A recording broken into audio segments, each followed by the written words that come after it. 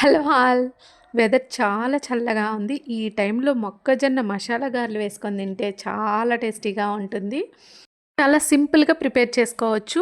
ఇక్కడ నేను normal corn 3 తీసుకున్నాను. అవి ఒలిచి పెట్టేసుకోవాలి. ఒక మిక్సీ జార్‌లో 2 పచ్చిమిర్చి, చిన్న అల్లం ముక్క, మొక్కజొన్న గింజలు యాడ్ చేసుకొని బ్లెండ్ చేసుకోవాలి. వాటర్ ఏమి ఏసుకోకుండా బ్లెండ్ చేసుకోవాలి. వాటర్ ఏమన్నా ఏసుకుంటే బ్యాటర్ అనేది లూజ్ అవుతుంది.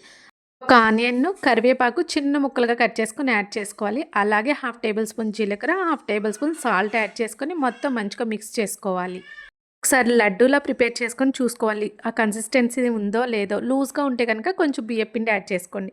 డీప్ ఫ్రైకి ఆయిల్ పెట్టేసుకొని మనం గారెల్లాగా ఒత్తుకొని ఆయిల్‌లో వేసేసుకోవాలి. చాలా టేస్టీగా ఉంటాయి.